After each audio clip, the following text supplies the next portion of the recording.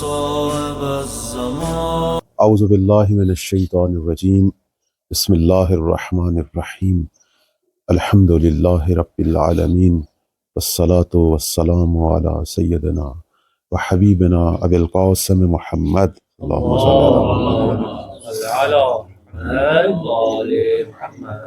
وعلی آلہ طیبین طاہرین المعصومین سیما بقیت اللہ العظم. اللہم اجل لولیک الفرج. اما بعد، فقال اللہ تبارک و تعالی فی کتابہ المجید. بسم اللہ الرحمن الرحیم. من عمل صالحا من ذکر او انثى وهو مؤمن فلنحیینہ حیاتا طیبہ. پروردگار فرما رہا ہے کہ مرد و زن میں سے کوئی بھی عمل صالح انجام دے، یعنی وہ مومن ہے، اور یہ عمل صالح جو ہے اس کا نتیجہ کیا نکلے گا؟ پروردگار فرما رہا ہے کہ ہم اسے حیات طیبہ، ایک پاکیزہ زندگی جو ہے اسے عطا کریں گے. اب اس دور میں ہم یہ سمجھتے ہیں کہ مومن وہی ہے جو زمانے کے امام کی معرفت رکھتا ہے، اور زندگی بھی دروا کے اسی کی ہے. حیات طیبہ وہی ہے، کیونکہ امام محمد باقر علیہ السلام سے اللہم صلی علی محمد سوال کیا گیا مومن کے بارے میں اور معرفت امام زمان علیہ السلام کے حوالے سے، اور اس کے جو ثمرات ہیں. بڑا خوبصورت فرمان ہے میرے مولا کا. فرماتے ہیں من مات وہو عارف لامامہ، جو شخص اس حالت میں مر جائے کہ اپنے زمانے کے امام کی معرفت رکھتا ہو.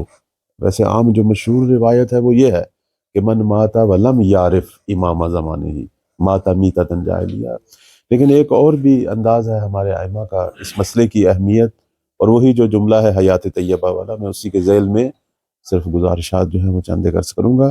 فرماتے ہیں من مات وہو عارف لامامہ، جو اس حال میں مر جائے کہ اپنے امام کی معرفت رکھتا ہو.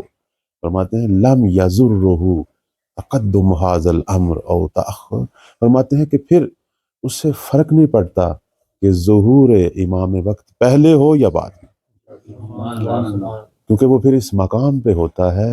وہی حیات طیبہ، وہ اس مقام پہ ہوتا ہے گویا وہ اپنے امام کے ہمراہ ہے. اس نے اپنا گوہر مقصود جو ہے وہ حاصل کر لیا ہے. وہ زندگی جس کے لیے پروردگار نے اسے بھیجا تو اس زندگی کو پا لیا ہے. اور وہ زندگی کیسے ہو سکتا ہے کہ امام وقت کے بغیر ہو؟ لیکن چونکہ ممکن ہے کہ یہ بات کسی کو سمجھ آتی کسی کو نہ آتی، پھر امام نے دوبارہ یہی جو ہے وہ فرمان ان کا پھر ایک اور انداز سے فرماتے ہیں من مات وہو عارف لامام زمانہ، جو شخص اس حال میں مر جائے کہ زمانے کے امام کی معرفت رکھتا ہو، کمن کان ہوا مع القائم فی فسطاطہ، وہ گویا ایسے ہی ہے جیسے قائم کے ہمراہ ان کے خیمہ میں زندگی گزارتا ہو. یعنی اس کا حشر و نشر جو ہے وہ اپنے مولا کے ساتھ ہے، اپنے امام کے ساتھ ہے. حیات طیبہ اس سے بڑھ کر کیا ہو سکتی ہے کہ ہم امام کو لمس کریں، ہم ان کا احساس کریں، ہم ہر لحظہ اپنے آپ کو مولا کے حضور میں پائیں، اور اسی بنا پر ہمارا جو ہے وہ عمل قائم ہو. کوئی بھی کام کرتے ہوئے انسان کہ اگر یہی توجہ ہو کہ میرے عمل جو ہے وہ بالآخر میرے امام تک پہنچنے ہیں. آخر باب عرض اعمال ہماری کتب روائی میں ہے. بعض روایت تو کہتی ہیں آخری ہفتہ میں پہنچتے ہیں، بعض کہتی ہیں ہر روز، بعض اس سے بڑھ کر ہر لحظہ. تو جب انسان یہ عقیدہ رکھتا ہے کہ میں ہر لحظہ اپنے امام کی نگاہ میں ہوں، تو یقیناً جو ہے اس کا عمل جو ہے وہ وہی ہوگا جو ہمارے مولا کی منشا ہے. تو عرض خدمت یہ ہے کہ امام زمان صلوات اللہ علیہ، صلوات پڑھیں برائے تعجیل امام زمان صلی اہل علم تشریف فرما ہے. میں صرف چند ایک نکات مولا کے حوالے سے، آج چونکہ جمعہ بھی ہے اور مولا کے انشاءاللہ ظہور کے دنوں میں سے ایک دن ہے، اور اللہ ہم سب کو وہ دن دکھائے انشاءاللہ. واحد امام ہے ہمارے مکتب تشیعیوں میں 12 امام ہیں، لیکن ان میں سے یہ واحد امام ہے کہ جن کی امامت پر سارے عالم اسلام کا اتفاق ہے. یہ اتفاق کسی اور امام پر نہیں، حتیٰ مولا علی علیہ السلام کی امامت پر اس طرح اتفاق نہیں ہے. واحد یہ امام. بڑی پرانی بات ہے، پاکستان میں ایک شخصیت گزری ہیں ڈاکٹر اسرار صاحب، آپ جانتے ہوں گے. کراچی میں ایک دفعہ وہ گفتگو فرما رہے تھے، تو ایک شخص نے اٹھ کے کہا کہ یہ درست ہے کہ امام مہدی علیہ السلام ہم سب کے امام ہیں؟ اس نے کہا ہاں، یہ ہماری احادیث کی کتابوں میں آیا. اور وہ جب وہ آئیں گے تو وہ امام ہوں گے، پورے عالم اسلام کے امام ہوں گے۔ تو اس نے کہا یہ بھی درست ہے کہ عیسیٰ علیہ السلام نازل ہوں گے اور ان کے پیچھے اقتدا کریں گے، یہ بھی درست ہے، یہ بھی درست ہے چونکہ حدیث ہے۔ تو اب وہ ظاہر ہے وہ مومن تھا، مومنوں کی اپنی ایک خاص ان کی جو ہے وہ تفننی طبع ہوتی ہے۔ اس نے کہا جب آخری کا یہ مقام ہے کہ جس کے پیچھے عیسیٰ جیسا نبی نماز پڑھے گا تو پہلے کا کیا مقام ہے؟ تو انہوں نے کہا کہ ہاں لگتا ہے تم شیعہ ہو۔ شیعوں اس بات میں جواب نہیں دیتا۔ تو مثلا کہنے کا مقصد یہ ہے کہ امام زمان علیہ السلام کی امامت پر اور ان کی عیسیٰ جیسے نبی کی افضلیت پر پورے عالم اسلام کا اتفاق۔ اور میں ایک اس حوالے سے ممکن ہے ہمارے ہاں بعض لوگ یہ سمجھتے ہوں کہ شاید وہابیوں اور اہل حدیث کا مسلک اور ہو، میں وہی حوالہ لکھ کے لایا تھا کہ کچھ عرصہ پہلے کی بات ہے کہ مدینہ میں ایک کانفرنس ہوئی تھی خود امام زمان علیہ السلام کے موضوع پہ۔ تو ڈاکٹر عبد المحسن حمید جو کہ رئیس دانشگاہ مدینہ ہیں، انہوں نے ایک مقالہ جو ہے وہاں پیش کیا، اور اس میں عنوان مقالے کا یہ تھا عقیدہ تو اہل سنہ فی المہدی المنتظر۔ اور اس کے اندر انہوں نے واضح کیا کہ امام مہدی علیہ السلام جو ہیں وہ کسی خاص فرقے کے امام نہیں ہیں، پورا عالم اسلام کا جو ہے وہ اتفاق ہے کہ وہ پورے عالم اسلام کے متفق علیہ امام ہیں، اور جب بھی وہ ظہور کریں گے ہم سب ان کے تابع ہیں۔ اور اس کے بعد آپ کی خدمت میں عرض کروں انہوں نے پھر اس کے حوالے لکھے، اور یہ درست ہے۔ آپ بھی اگر آج تو بڑا آسان ہے یہ چیزیں تحقیق کرنا، سیاہ سطح کے اندر میرا نہیں خیال کوئی کتاب ایسی ہو جس میں مولا کے حوالے سے باب نہ ہو۔ باب مثلا باب خروج المہدی جو ہے، خروج المہدی موجود ہے، باب المہدی یا باب ما جاء فی المہدی، حتیٰ بعض میں مثلا باب الملاحم ہے، اور ملاحم کے اندر ایک ہے عنوان خروج المہدی۔ اتنی روایات۔ آیت اللہ العظمی صافی گل پیغانی رحمۃ اللہ علیہ نے جو اپنی مشہور کتاب لکھی منتخب الاثر، اس میں ان تمام کتابوں کا، اہل سنت کی کتابوں کا حوالہ دینے کے ساتھ ساتھ انہوں نے جو اس کتاب منتخب الاثر جو امام زمان علیہ السلام کے موضوع پر عصر حاضر میں ایک سب سے بڑا بہترین مجموعہ ہے، بہت عظیم الشان کتاب ہے، اس کے منابع میں 32 ایسی کتابیں بھی وہ لے کے آئے ہیں کہ جو اہل سنت کی ہیں، احادیث کی ہیں، اور مستقلاً امام زمان علیہ السلام کے موضوع پہ لکھی گئی ہیں، یعنی اول سے آخر تک کتاب پوری امام زمان کے موضوع پر۔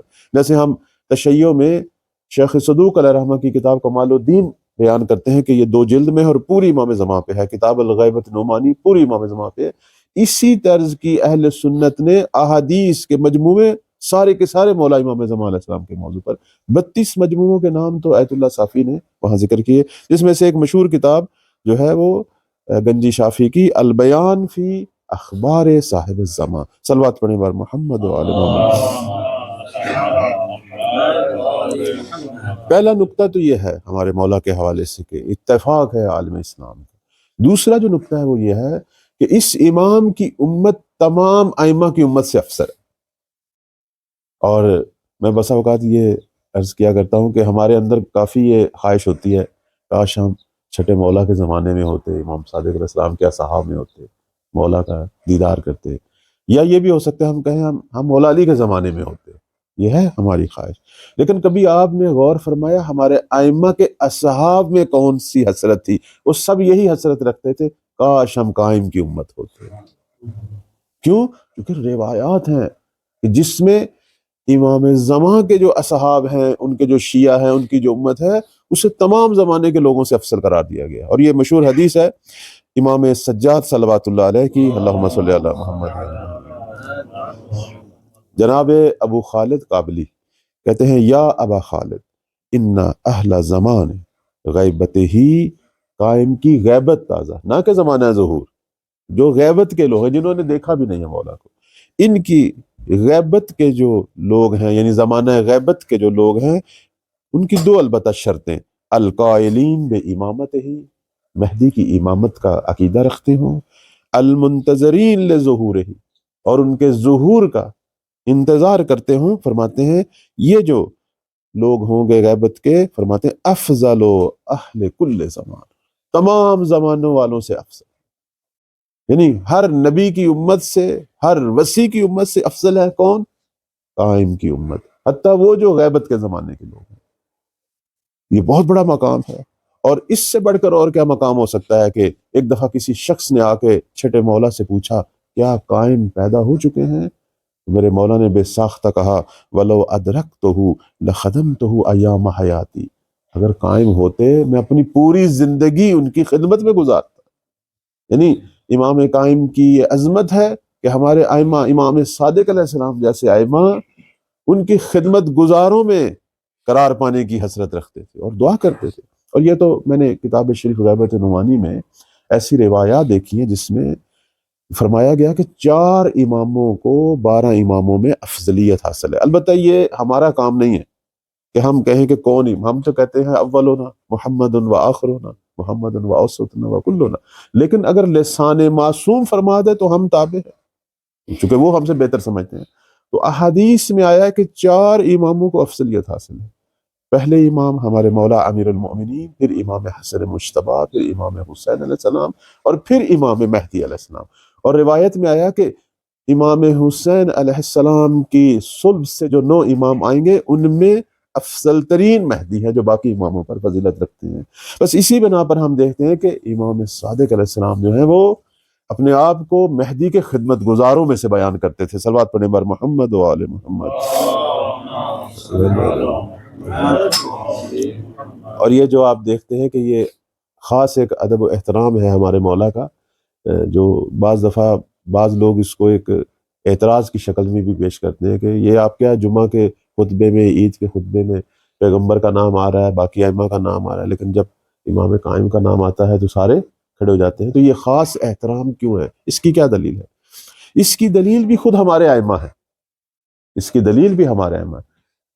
کہتے ہیں یہ جو سنت حسنہ ہے مولا کے نام پر کھڑے ہونے کی، اس کے بانی ہمارے 8ویں مولا امام رضا علیہ السلام۔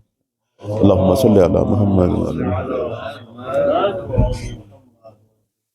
بلکہ یہ خاص انداز سے جو اپنا دایاں ہاتھ اپنے سر پہ رکھنا اور سر کو جھکانا اور احتراماً کھڑے ہونا، یہ ادب مہدی جو ہے یہ ہمیں امام رضا علیہ السلام نے سکھایا۔ کہتے ہیں وہ ایک شاعر تھا دیب الخزائی، جس نے وہ مشہور قصیدہ کہا تھا جب 8ویں مولا کے پاس آیا، اس نے قصیدے میں ایک بیت جو ہے، ایک شعر جو ہے وہ امام زمان علیہ السلام کے حوالے سے پڑھا، اور وہ شعر میں لکھ کے لایا ہوں۔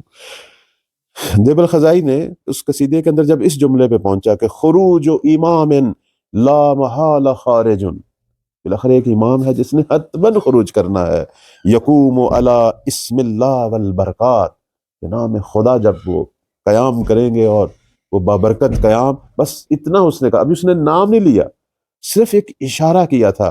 اس وقت کہتے ہیں پوری محفل حیران رہ گئی کہ امام رضا علیہ السلام جو تشریف فرما تھے اور بڑے جو ہے وہ ایک لطف اندوز ہو رہے تھے اس کے قصیدے سے، جب اس نے یہ جملہ کہا میرے مولا فوراً اٹھ کھڑے ہوئے اور اپنا ہاتھ جو ہے سر پہ رکھا اور سر کو جھکایا اور بتایا کہ قائم کے حوالے سے جب بھی ذکر ہو تو ان کا احترام یہ ہے، ان کے، اور یہ سیرہ جو ہے ہمارے مکتب تشیع میں یہ انہی کی وجہ سے چلی آ رہی ہے۔ تو ہمارا جو ہے اس عظیم و شان امام جن کی ہم امت ہے، جن کا احترام ہمارے ائمہ علیہ السلام، حتیٰ ان کے اسم کا احترام، ابھی وہ پیدا بھی نہیں ہوئے تھے، اور جن کے حوالے سے آپ دیکھیں کہ جنہیں بقیت اللہ کہا گیا ہے کہ پورے سلسلہ انبیاء اوصیاء میں سب کا ثمرہ جو ہے وہ ہمارے مولا ہوں گے۔ اللہ نے 1,24,000 نبی اور پتہ نہیں کتنے لاکھ وسیع، وہ تو ہمیں معلوم ہی نہیں ہے چونکہ ہر نبی کے پتہ نہیں کتنے وسیع جو ہیں وہ بھیجے جس ہدف کے لیے، اس ہدف کو عملی جامہ پہنائیں گے امام مہدی علیہ السلام۔ اللہم صلی علی محمد وعلی محمد۔ انبیاء کا ہدف یہی تھا نا کہ دنیا کو عدالت سکھائیں، دنیا کو توحید سکھائیں، دنیا کو ایک الہی زندگی کی طرف دعوت دیں۔ یہ سب تھیوریز تھی، اور اس کا پریکٹیکل نمونہ جو ہے، اس کی عملی تصویر اور یہ ہدف الہی کب محقق ہوگا؟ بقیت اللہ۔ بلکہ جن کا یہ جو لقب ہے خلف صالح، وہ اسی اعتبار سے ہے کہ پچھلے تمام انبیاء اور اوصیاء کے خلف ہیں، ان کی ساری زحمتوں کو پورا کریں گے ہمارے مولا امام مہدی صلوات اللہ علیہ۔ ہمارا سب سے اہم ترین جو وظیفہ ہے وہ اپنے آقا اور مولا کی جو ہے وہ معرفت ہے میرا جی۔ آپ اہل علم ہے، اس بات کو مجھ سے بہتر سمجھتے ہیں، اور لوگ بعض دفعہ پوچھتے ہیں کہ یہ ہمیں معلوم تو ہے اپنے مولا کے حوالے سے، کچھ نہ کچھ ہم پڑھتے تو ہیں، یہ کافی نہیں ہے؟ نہیں، معرفت جو ہے وہ خود بخود ایک حالت ارتباط پیدا کرتی ہے۔ دیکھیں میں ایک چھوٹی سی مثال دیتا ہوں، آپ کی جس شخص سے آشنائی زیادہ ہوگی، آپ خود مجھے بتائیں اس سے ارتباط بڑھے گا یا نہیں بڑھے گا؟ حتیٰ عام دنیا کے معاملات میں جس سے آپ کی الیک سلیک زیادہ ہو، جس کے بارے میں آپ کی معلومات بڑھیں، آپ کو اس سے ملنے کی خواہش ہوگی، اس کے پاس پہنچنے کی خواہش ہوگی، آپ اپنے ذرائع سے اس سے رابطہ کرنے کی، اور جس طرح اس کے فضائل، اس کی خوبیاں آشکار ہوتی جائیں گی، آپ زیادہ اس کے قریب ہوتے جائیں گے۔ اگر ہم اپنے آپ کو ہر روز اپنے امام کے قریب تر محسوس کر رہے ہیں اور قریب تر ہوتے جا رہے ہیں، تو یہ نشانی ہے، علامت ہے اپنے زمانے کے امام کی معرفت۔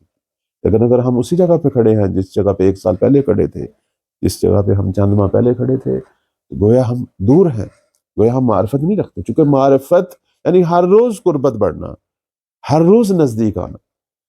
اس لیے بہت زیادہ تاکید کی گئی ہے کہ آپ معرفت پیدا کریں اپنے مولا کی، اور جتنے بھی راستے ہیں مولا کی معرفت پیدا کرنے کے، چاہے وہ ایک دعا ہی کیوں نہ ہو، اسے ترک نہ کریں۔ اسے اگر آپ دعائے سلامتی امام زمان کو ہی سمجھتے ہیں تو اسی کے ذریعے کوشش کریں۔ آپ کا ورد زبان، میرا ورد زبان ہونی چاہیے۔ انسان صبح اٹھے، رات کو سوتے وقت اپنا مولا کو سلام کر کے سوئے، یعنی حس کرے، محسوس کرے اور کروائے کہ میں امام کی بارگاہ میں ہوں، ان کے سامنے ہوں۔ میں بس ایک چھوٹا سا ایک واقعہ، چونکہ واقعات بعض دفعہ شیرینی ہوتی ہے کسی بھی گفتگو کی، ایک واقعہ جسے ہمارے علماء اور بزرگان، البتہ میں ان واقعات کو زیادہ کوشش کرتا ہوں بیان کروں، ایک واقعہ ہے جسے بہت بڑی شخصیت، مشہد کے بہت بڑے عالم آغا نخودکی رحمۃ اللہ علیہ، انہوں نے اس واقعے کو بیان کیا، اور وہ بھی ایک اصفہان کے ایک عالم بزرگوار جن کو شیخ حسن کہتے تھے، جو کہ صاحب مفاتی یعنی شیخ غلام باز قمی رحمۃ اللہ کے ہم اثر تھے۔ شیخ حسن بہت مشہور شخصیت ہیں اصفہان کی، ان کے حوالے سے واقعات بیان کرتے ہیں۔ کہتے ہیں کہ ایک دفعہ شیخ حسن جو ہے وہ اصفہان سے میرے پاس آئے اور کہنے لگے کہ میری بڑی خواہش ہے کہ مولا کی خدمت میں پہنچوں، ان کی زیارت کروں، لیکن پتہ نہیں کیا وجہ ہے کہ یہ شرف زیارت مجھے حاصل نہیں ہو رہا۔ کہتے میں نے بھی اس کے لیے توسل کیا، تو عالم رویا میں ان کو بتایا گیا کہ تیرے اندر ایک مشکل ہے، ایک گناہ ہے، ایک صفت رذیلہ ہے، جب تک اس کو ختم نہیں کرے گا، بلکہ میں اب اسے اپنی ہندی پاکستانی زبان میں کہوں کہ جب تک اس کو ختم نہیں کرے گا، پاکوں کی محفل کے لائق نہیں ہوگا، امام کی خدمت میں نہیں پہنچ سکتا، پہلے اس کو ختم کر۔ البتہ میں کہوں گا کہ یہ تو ایک بہت بڑا جو ہے نا، وہ ایک سمجھے اللہ تعالیٰ کی طرف سے ایک لطف ہوتا ہے کہ کسی انسان کو اس کی کوئی خاص صفت، اس لیے آپ دیکھیں حدیث ہے اذا اراد اللہ بعبد خیرا عاتبہ فی منامہ، اللہ جب اپنے بندے کے حق میں لطف کرتا ہے، خواب میں اس کو تنبیہ کرتا ہے، اسے خبردار کرتا ہے کہ اپنا یہ عمل بہت بڑا لطف ہے، اور خاص لوگوں کو یہ لطف نصیب ہوتا ہے۔ ان کو وہ لطف حاصل ہوا اور انہوں نے کام کیا اپنی اس صفت رذیلہ پر، اسے ختم کیا۔ اس کے بعد کہتے ہیں کہ میں نے ایک روایت پڑھی امام محمد باقر علیہ السلام سے، اللہم صلی علی محمد و علی محمد۔ روایت یہ تھی کہ جو شخص شب جمعہ سورہ اسراء کی تلاوت کرتا ہے وہ حتماً مہدی کی زیارت کرے گا، یہ 5ویں مولا کی، اور حتماً جو ہے وہ قائم کے ظہور میں ان کے اس قیام میں شرکت کرے گا، اگرچہ وہ دنیا سے بھی چلا جائے، خدا اسے دوبارہ دنیا کی طرف پلٹائے گا۔ شیخ حسن کہتے ہیں میں نے یہ روایت پڑھی اور میں نے شب جمعہ جو ہے وہ سورہ اسراء کی تلاوت کرنی شروع کر دی، اور اسی طرح وہ صورتیں جو مصبحات ہیں، جو سبح یسبح سے شروع ہوتی ہیں، ان کی بھی کثرت سے اس نیت سے تلاوت شروع کی کہ مجھے شرف زیارت نصیب ہو۔ اور کہتے پھر میں مشہد گیا اور میں نے بالآخر وہ ملاقات کا جو ہے وہ ٹائم پا لیا، اور میں نے مولا کی زری میں بالا سر والے مقام پہ اپنے آقا اور اپنے امام کو جو ہے وہ درک کیا اور ان کی زیارت میں پہنچا۔ اپنی کوئی بات کرنا چاہتا تھا تو انہوں نے کہا جو تم مجھے بتانا چاہتے ہو وہ یہاں نہیں، کربلا آؤ، کیونکہ اس نے ایک سوال کرنا تھا کہ مولا مجھے کوئی طریقہ بتائے کہ ہمیشہ آپ کی خدمت میں پہنچوں۔ فرمایا اس سوال کا جواب اگر لینا ہے تو کربلا آؤ، میں کربلا کی طرف جا رہا ہوں۔ اب مجھے نہیں معلوم کہ یہ کس طرح کربلا پہنچے، سفر کے ذریعے پہنچے یا تھیولرز ہیں، چونکہ صاحب کرامات تھے، اور انہوں نے بھی نہیں لکھا، انہوں نے لکھا کہ میں بعد میں جب کربلا پہنچا اور وہاں مولا کی خدمت میں جب حاضر ہوا تو امام نے فرمایا کہ اگر ہم سے دائمی ارتباط رکھنا چاہتے ہو، سورہ حشر کی جو آخری آیات ہیں ان کو کثرت سے پڑھا کرو، کثرت سے تلاوت کیا کرو، اور دعائے عہد کی تلاوت کیا کرو۔ اب یہ بزرگان کے جو ہے مکاشفات ہیں، تجربات ہیں، لوگ پوچھتے ہیں جی معرفت کیسے حاصل ہو، یہ وہ چیزیں جو آئمہ نے ان کے ذریعے تشرف سے ہمیں معلوم ہوئی۔ سورہ حشر کی جو آخری آیات ہیں اس کی تو بہت زیادہ تاکید ہے، بہت زیادہ تاکید ہے، بلکہ میں نے روایت میں پڑھا ہے کہ جو شخص یہ چاہتا ہے کہ شہید روز محشر اٹھے، شہداء میں اس کا نام ہو، سورہ حشر کی آخری آیات کی تلاوت کرے۔ جو شخص چاہتا ہے دنیا سے گناہوں سے پاک ہو کے اللہ کی بارگاہ میں پہنچے، سورہ حشر کی آخری آیات پڑھے۔ 17 صفات ہیں اس میں اللہ تعالیٰ کی، ان کی تلاوت کا بہت بڑا ثواب ہے۔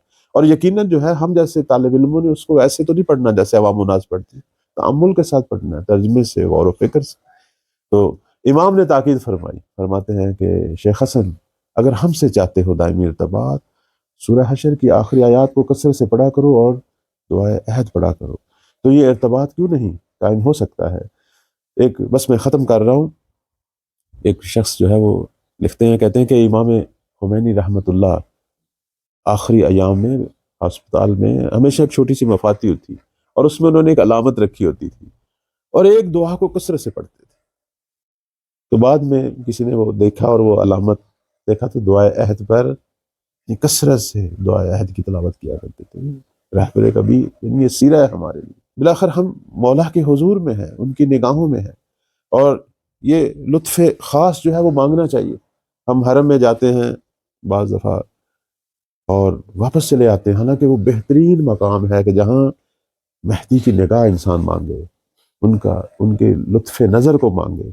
بعض دفعہ زائرین کی خدمت میں بھی ہم یہ کہتے ہیں کہ آپ اتنی دور سے آئے ہیں، بالآخر کچھ لے کے جائیں۔ بعض دفعہ ہم ایسی چیزیں مانگ رہے ہوتے ہیں جو ہماری اپنی ادنا سی کاوش سے وہ حل ہو سکتی ہیں، وہ چیزیں مانگیں جو نہیں مل سکتی، جس سے خود امام زمان ہیں، ان کو واسطہ دیں اماں سعادات کا، کہ اس بی بی کا واسطہ جو ہے۔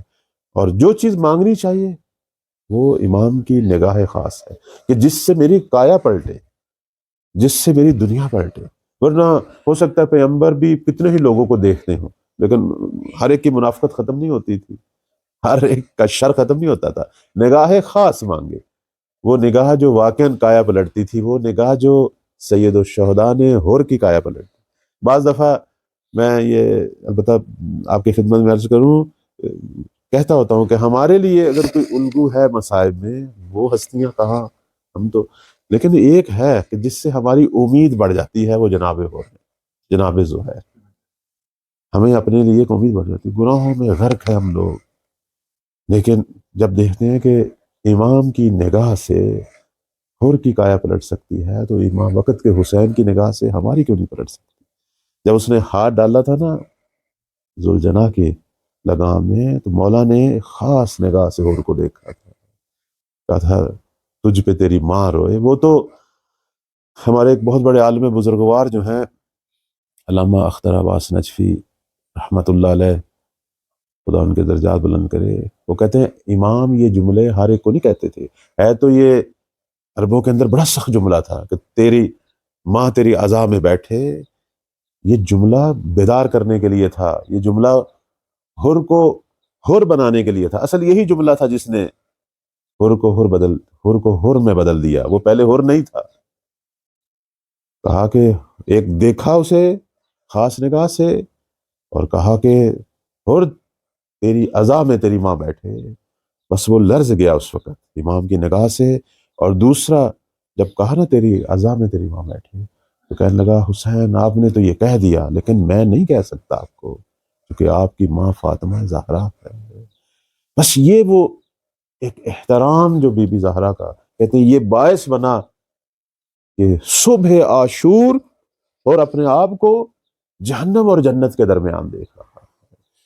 بہت وہ علامہ اختر عباس قبلہ فرماتے تھے کہ میں بڑا حیران ہوتا تھا کہ کیسے اس شخص کی کایا پلٹی، کیسے یہ جو جہنم کا راہی تھا جنت کا راہی ہو گیا، بلکہ شہداء میں بھی سرفہرست، اور پھر ایسا عظیم شہید کہ جس کے زیارت نامے امام صادق علیہ السلام جیسے امام بیان کرتے ہیں، کہتے وہ یہی کہ یہ جو احترام کیا اس نے حضرت زہرا کا۔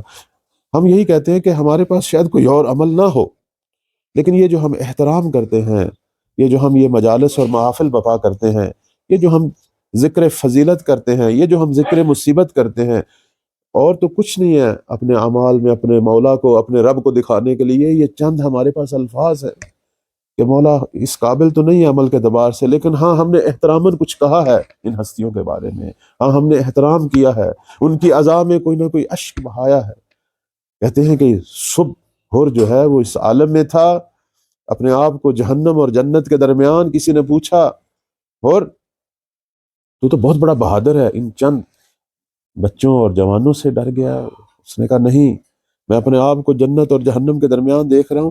کہتے اسی وقت اس کے خیمہ میں صبح کا ناشتہ لگا، کھانے کے لیے برتن لگے، بیٹا آیا، پہلے تو نوکر آیا، ہر نہیں گیا، جب بیٹا آیا تو ہر نے بیٹے کو کہا کہ بیٹے ذرا ادھر سن تو صحیح، وہاں سے کیا آوازیں آ رہی ہیں؟ تو دیکھا، سنا، آوازیں کیا آ رہی تھی؟ چھوٹے چھوٹے بچوں کے سسکنے کی، رونے کی آوازیں آ رہی تھی، العطش العطش کی آوازیں آ رہی تھی۔ کہا بیٹا تو میرے لیے سفرہ غذا لگائے بیٹھا ہے، اور زہرا کے بچے جو ہے وہ بھوکے پیاسے ہیں، سامنے کی طرف سے آوازیں تو سن۔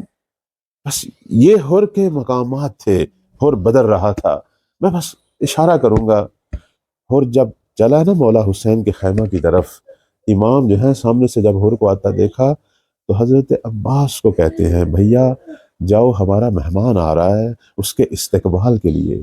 جناب عباس جب چلے ہیں نا، ان کے گھوڑے کی ٹاپیں سن کر کہتے ہیں ہر لرز رہا، وہ پہچانتا تھا مولا عباس کے گھوڑے کی ٹاپیں، اب آنکھوں پہ پٹی بندھی ہوئی ہے، ہاتھ بھی بندھے ہوئے ہیں، تو چیخ کے بولا کہ عباس میں لڑنے کے لیے نہیں آ رہا، میں تو معافی مانگنے کے لیے آ رہا ہوں۔ تو حضرت عباس نے کہا ہر میں بھی تیرے استقبال کے لیے آ رہا ہوں، مجھے حسین نے بھیجا ہے تیرا استقبال کروں۔ ہر کو لے کے آتے ہیں مولا حسین کے پاس، ہر فوراً امام حسین کے قدموں میں گرا ہے کہ میرے لیے کوئی توبہ کی گنجائش ہے مولا، میں نے بہت ظلم کیا، میں آپ کو اس قتل گاہ کی طرف لے کے آیا ہوں۔ تو امام نے ہر کو اپنے سینے سے لگایا، کہا انت حر فی الدنیا والآخرہ، کیوں نہیں؟ اپنے ہاتھ سے اس کے ہاتھ کے بند کھولے، اس کی آنکھوں کی پٹی ہٹائی، پھر کہا ہر ہم اہل بیت بلاخر اہل کرم ہیں، جب کوئی مہمان آتا ہے اس کے لیے کچھ نہ کچھ پیش کرتے ہیں، لیکن تو اس عالم میں آیا ہے کہ ہمارے پاس اب پانی بھی نہیں بچا کہ ایک حد عقل ایک جہاں آپ جو ہے وہ تجھے دیں۔ تو رو کے کہنے لگا مولا نہ کہیں یہ بات، وہ ظالم جس نے آپ کے لیے پانی بند کیا تھا وہ بھی میں ہی ہوں، مجھے اجازت دیں کہ سب سے پہلا شہید بھی آپ کی بارگاہ میں میں ہی ہوں۔ اللہ لعنت اللہ علی الظالمین۔ پروردگارہ ہمیں سنت حر پہ چلتے ہوئے خدایا امام وقت حسین وقت کی نگاہوں میں قرار دے، اس گناہوں سے بری ہوئی دنیا سے نکل کر خدایا امام کے نورانی خیمہ معرفت میں ہمیں جگہ دے۔ پروردگارہ ہم سب معمولی سے طالب علم ہیں، گناہ گار بندے ہیں، ہمارے گناہوں کو معاف فرما۔ خدایا ہمیں مولا امام زمان کے خدمت گزاروں میں سے قرار دے۔ پروردگارہ مولا امام زمان کے ظہور میں تعجیل فرما، ہماری نگاہوں کو مولا کی زیارت سے مشرف فرما۔ پروردگارہ بحق محمد و آل محمد اس گھر کے اندر جو بھی حاجات ہیں خدایا گھر والوں کی، اسے اپنی بارگاہ میں قبول و منظور فرما، اس گھر پہ اپنی رحمتیں اور برکتیں نازل فرما۔ خدایا بحق محمد و آل محمد اس گھر کے رزق میں وسعت عطا فرما، اس گھر کے مرحومین کے درجات بلند فرما، جو جو دعائیں ہیں دلوں میں تو بہتر جانتا ہے، ان گھر والوں کی سب دعاؤں کو قبول و منظور فرما۔